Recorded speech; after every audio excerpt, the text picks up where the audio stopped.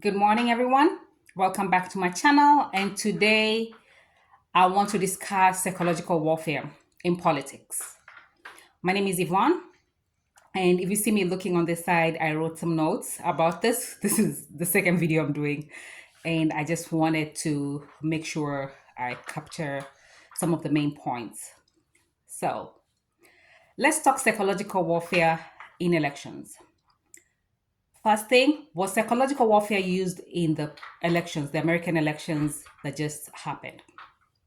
My personal opinion is yes, psychological warfare was used in the recent election. That was like 2 weeks ago. So, why do I think psychological warfare was used on American people in this past election? A couple of things. The American elections has all the bells and whistles, all of them, of a country that was under psychological warfare politically. Okay, so let's start with the how I'm able to tell that psychological warfare was used. It's a couple of things. So all these things must happen simultaneously. So there's after the elections, there was a cloud of fear. The election results were announced. There was a cloud of fear that basically came over the country. There was overpromising by the Republicans. They overpromised a lot of things. There were there were groups of people who were being made to look depraved. Basically, the psychological warfare tool, the way it has been set up, it has not been perfected. The way it has been set up, it makes people look depraved. It makes society look depraved, and that was happening in the American society. You see people literally dehumanizing another group of people publicly doing this.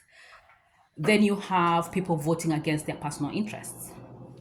Then you have that is Latinos voting to for mass deportations. That's an example of voting directly against your personal interests because you may be married to somebody who is undocumented and you say you love them and then you voted for them to be sent to be deported.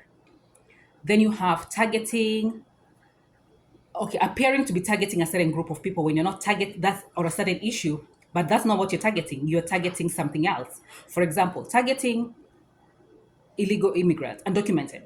I don't believe there's any person illegal.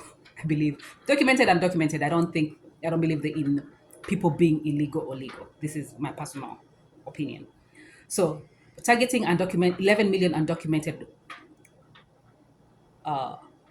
people, when in reality you're just targeting the American businesses that hire not just American that hire undocumented immigrants, and not just American businesses that hire undocumented businesses. You're targeting American people, but because majority of the American businesses are owned by white men, you cannot target white men directly, and especially you cannot target their businesses directly. So what do? You target their employees, and you target their day employees or people who they hire on a day on not salaried employees. You target people who they hire as needed. That's who you target. And then you target the underground economy. You target like babysitters. Because if these babysitters are not being hired and being paid cash, they people cannot go to work. The women cannot go to work because they don't have a stable, a reliable babysitter who they trust at home. So you target that group of people. You target the underground economy. You target the construction, agriculture. You're targeting American businesses without appearing like you're targeting American businesses. That's another example of the psychological warfare being used there. And then also another thing is you target women rights, but you're not targeting women rights. You're not targeting. You're not going after people who doctors who perform abortions or women who go through abortion and all that stuff, who take all this reproductive health products and services that are offered. What you're really targeting is civil rights. You're targeting them freedoms. You're targeting people's freedoms. You're targeting the civil rights. And but you're not targeting because you cannot directly attack the American Constitution. You cannot target directly the the Constitution of America because they are all gonna, they're all Americans are gonna unite to stop you. What do? You target the group that you feel that is the weakest link. Give me a minute. So where was I? So you target. You don't target. You cannot target the American Constitution directly. You target a group that appears to be weak in the society, a minority group. And which group can you target? You target women. And you don't just target women, you're targeting their reproductive health. That's what you're going to target, their rights that protect their reproductive health. But in reality, what you're targeting is the civil rights and the freedoms that Americans have. That's the main thing that you're targeting. So that's part of how the psychological warfare tool is designed. It's not designed to attack things directly. It's designed to attack something that is connected to the main thing that is being targeted. Another sign of psychological warfare is the release of emotions. So, like after elections, there is this release of emotions. After every election, a release of emotion. So this has been there. So this is another thing.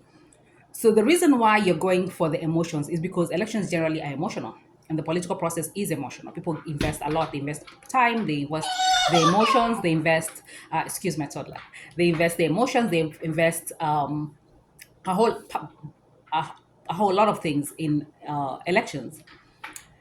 But when psychological warfare is being used, there is a massive release of emotion that is going to happen. So I'm gonna explain this a little bit deeper, but just for right now, I'm just gonna say the massive release of emotions and unjustified. Part of that emotion is not really is not is it does not make sense. Does not add up. It doesn't add up. Like, why are you so emotional? There's part of it that doesn't make sense. So that's the part where the way they've set up the tool, it does that.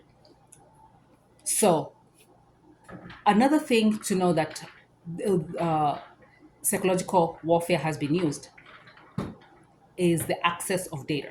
So Cambridge Analytica, if you don't know the scandal of Cambridge Analytica, you can Google it. Cambridge Analytica collected data from Facebook. So the Republicans, of course, had Twitter.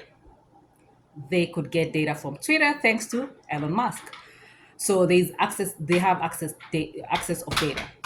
So another thing is when it comes to all those things that I just mentioned have to be playing simultaneously for you to be able to pick up that there is psychological warfare happening, or that those are the tools that I used. There are a couple of more, but those are the ones that just at the top of my head. So one thing that I noticed is American government officials have been in the recent past looking like clowns. That's another thing. So psychological warfare tools, especially when they're used in the media, they're being applied in the media. They make their target look like clowns. So when people are looking at this on TV, they're seeing, this person is a clown, this person is lying to me. So they create that mirror, not a mirror, it's like a veil. They create a veil of making people look like clowns. And I've talked about this. There's a couple of videos I've done about the American ambassador in Nairobi. And it's not her specifically, it's the office. Anybody who's posted in that office, they have that veil. They in the Kenyan politics, because in the Kenyan politics, they did use Cambridge Analytica. So anybody who gets posted in Nairobi, an American ambassador in Nairobi, is gonna have that clown look. It's not her, it's the office. Although she does the most, but it's the office. And this has to do with the fact that they use Cambridge Analytica and they did target diplomats in Nairobi when they used it in the Kenyan elections. So I can give several examples, several countries where psychological warfare has been used, this tool. The effects of psychological warfare on society so far has not been good. Has not been good. It's been a disaster. It's been a disaster. So I don't know what Republicans think they're going to get out of this. So you will win elections, and then that's it. You're gonna look like clowns. You're gonna look, you overpromised. You you're gonna suffer from legitimacy issues because you know what you did. You're gonna, and people are using this for their personal gain, and it appears in the American politics, the oligarchs are using, want a tool that they can use to create, to trigger civil wars, because that's what this tool, one of the side effects is riots and protests that are very violent, targeting minority groups. And it appears is that's what they're building a tool that can be able to help them get power, get power, get legitimacy. At the same time, this tool, it's just, the side effects are not worth it. The side effects are, you have society looking depraved, people being targeted, you have basically laying the groundwork of a civil war, you have all these negative things. And yeah, it's when you look at it in totality, it's not worth it. It's worth it if you're looking for tax cuts. That's exactly what you're looking for. You don't care about anything else. You don't care about freedoms or anything else. It may be worth it for you, but in the when it's used in society, in the bigger scale of things, it's not worth it, in my opinion. So stay tuned for the next one. I am going to try to give a more I'm going to try to explain some of those points in more detail in a couple of videos. I do want to do a series on this.